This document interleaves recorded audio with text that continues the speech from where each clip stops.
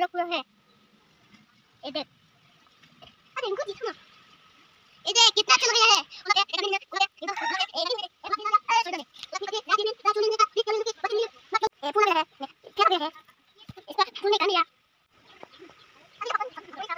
Hello and welcome তোমাদেরকে আমার new blog চ্যানেলে।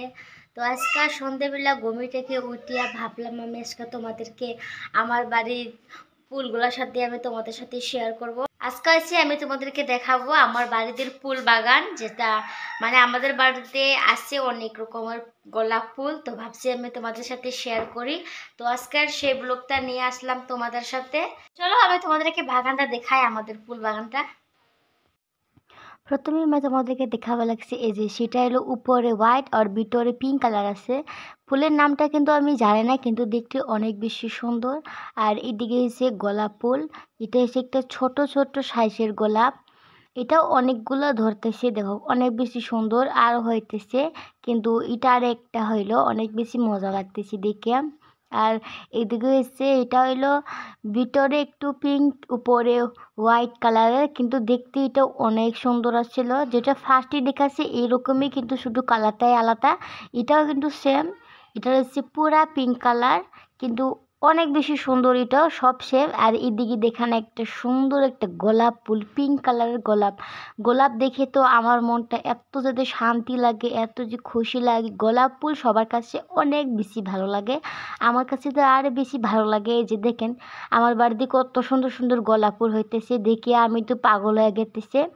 কার কাছে গোলাপ ফুলটা ভালো লাগছে কমেন্টে অবশ্যই জানাবা। আর এদিকে এসে একটু হোয়াইট হোয়াইট পিঙ্ক পিঙ্ক কালারের, সেটা হচ্ছে গোলাপ। এটা কিন্তু অনেকগুলা ধরছে একটা গাছে, অনেক একটু বড় বড় করে ধরছে, কিন্তু অনেক বেশি সুন্দর দেখা যায় সেটাও।